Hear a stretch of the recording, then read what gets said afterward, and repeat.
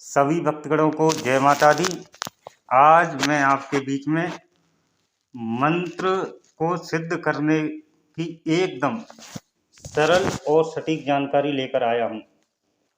क्या आपने कभी सोचा है, जब आप किसी भी देवी देवता के मंत्र का जाप करते हैं तो आपके द्वारा किए गए मंत्र जाप के समय आपको अनुभव क्यों नहीं होते? उस मंत्र की सिद्धि के लक्षण क्यों नहीं दिखते? क्या आपने इसके पीछे के कारण को जानने की कोशिश की है? मंत्र जाप किसी भी देवी देवता को अपनी ओर आकर्षित कर उनकी कृपा पाने का जो सर्वोत्तम तरीका है, वह उस देवी देवता के मंत्र जाप का तरीका है। अगर आप किसी भी देवी देवता के मंत्र का जाप करते हैं तो उस देवी देवता की ऊर्जा, उस देवी देवता की शक्ति, उस देवी देवता के गण आपकी ओर आकर्षित होने लगते हैं और उनका अंश आपके शरीर में विद्यमान हो जाता है। जैसे जैसे आप निरंतर मंत्र जाप करते रहते हैं तो आपके अंदर जो देवता का अंश विद्यमान है उसकी भी ऊर्जा धीरे धीरे बढ़ने लगती है, उसकी शक्ति बढ़ने लगती है, जिसके कारण आपका ऑरा भी बढ़ने लगता है, आपका तपोबल भी बढ़ने लगता है। और जैसे जैसे आप मंत्र जाप करते जाएंगे उस मंत्र की ऊर्जा भी बढ़ती ही जाएगी, वह मंत्र उतना ही शक्तिशाली होता जाएगा। अक्सर देखा जाता है बहुत से लोगों को मंत्र जाप करते हुए काफ़ी समय हो जाता है, फिर भी उन्हें देवी देवता की कृपा प्राप्त नहीं हो पाती, कोई अनुभव नहीं हो पाते, क्योंकि वह मंत्र जाप का सही तरीका समझ ही नहीं पाते हैं। वैसे तो शास्त्रों में मंत्र जाप के पूरे विधि विधान को विस्तार से दिया गया है, जिसके अनुसार मंत्र जाप करने वाले साधक को स्थान शुद्धि, दिशा का चयन, भूत शुद्धि, द्वार पूजन, कौन से मंत्र के लिए किस आसन का चयन किया जाता है, फिर आसन की शुद्धि होती है, रक्षा कवच, पंचांग सेवन, धारणा, देवता से संबंधित यंत्र प्राण प्रतिष्ठा, प्राणायाम, विनियोग, न्यास, देवता से संबंधित मुद्राएं, यंत्र पूजन में देवी जो देवता होते हैं उनकी पूजन, उनकी सहायक शक्तियों का पूजन, दिशाओं का पूजन, द्वारपाल आदि का पूजन किया जाता है, बलि दी जाती है, मंत्र जाप होता है, मंत्र जाप का दशांश हवन करना पड़ता है, हवन का दशांश तर्पण करना पड़ता है, तर्पण का दशांश मार्जन करना पड़ता है। लेकिन इन विधि विधानों का पालन करके मंत्र जाप कर पाना हर किसी के लिए संभव नहीं है। तो इसी को ध्यान में रखते हुए मैं आपको मंत्र को सिद्ध करने की बहुत ही आसान विधि बताने जा रहा हूँ। अगर आप किसी भी मंत्र को सिद्ध करना चाहते हैं तो सबसे पहले आपको इन बातों को गांठ बांध लेना चाहिए। किसी भी मंत्र को सिद्ध करने के लिए एक ही समय, एक ही जगह, एक ही आसन, एक ही माला, एक ही मंत्र का चुनाव करना अति आवश्यक है।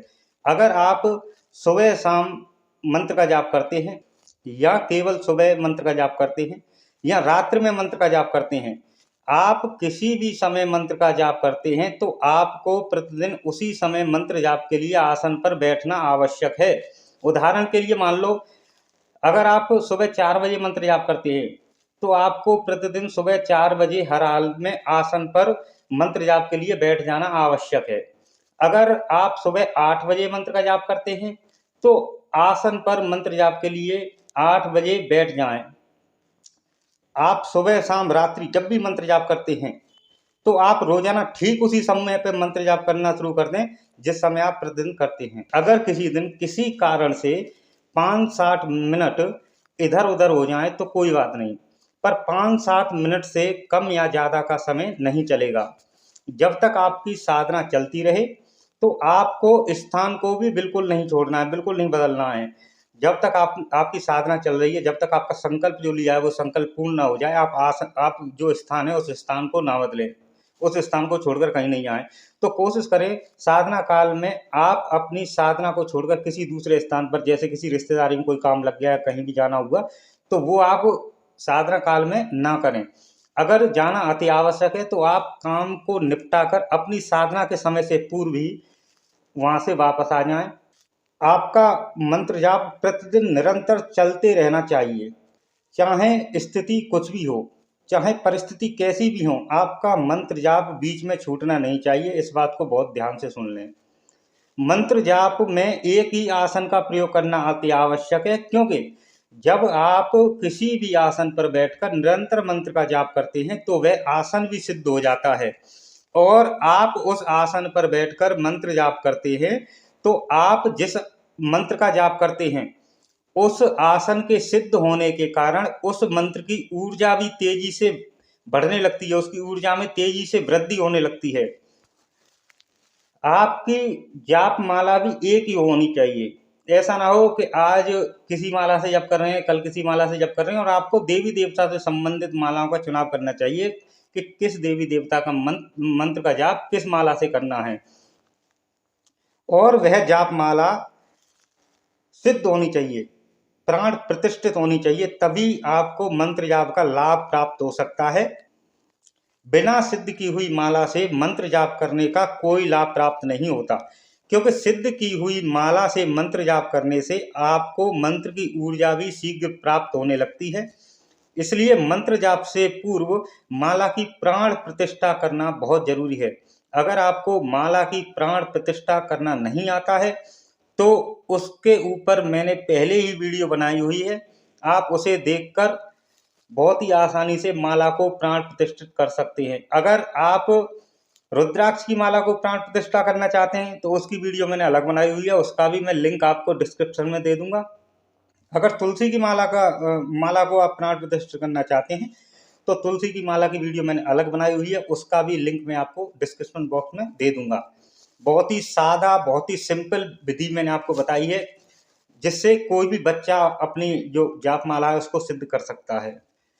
और आपको किसी एक मंत्र का चुनाव करके उसके बाद ही निरंतर मंत्र का जाप करना चाहिए। भूल कर भी मंत्र ना बदले, क्योंकि बहुत से लोगों की आदत होती है कि अभी तो मान लो वो हनुमान जी के मंत्र का जाप कर रहे हैं, अभी उनको पता चला कि ये मंत्र जाप करो, इससे बहुत जल्दी देव कृपा मिलती है और इससे आपके सभी संकट, सभी दुख समाप्त हो जाते हैं, इससे आपके बिगड़े हुए काम बनने लग जाते हैं। तो वो उस मंत्र को भूलकर दूसरे मंत्र की तरफ अग्रसर हो जाते हैं, जिसके कारण आपको मंत्र की जो सिद्धि है वो नहीं मिल पाती है। क्योंकि मंत्र की सिद्धि के लिए किसी एक मंत्र का चुनाव करके उसका निरंतर जाप करना भी अति आवश्यक है। एक ही मंत्र का जाप करेंगे तभी आपके शरीर का तपोबल बढ़ेगा, तभी आपको जो ऊर्जा है वो प्राप्त होगी, तभी आपको वो सिद्धियां प्राप्त होंगी जिनकी आप कामना करते हैं। अगर आप मंत्रों को बदलते रहेंगे तो आप चाहे पूरी जिंदगी लगे रहें, आपको मंत्र की सिद्धि प्राप्त नहीं हो पाएगी। सबसे पहले इन बातों को ध्यान में रखकर आप मंत्र जाप करें। अगली वीडियो में मैं आपको बताऊंगा, आप निरंतर मंत्र जाप करते हैं और मंत्र सिद्धि होने के लक्षण प्राप्त नहीं हो रहे हैं तो आपको क्या करना चाहिए, जिससे 100% आपका मंत्र तेजी से सिद्ध होगा। आपका कोई भी प्रश्न है तो कमेंट बॉक्स में पूछ सकते हैं। इस वीडियो को ज़्यादा से ज़्यादा लोगों के पास शेयर करें ताकि वो भी इसका लाभ प्राप्त कर सकें।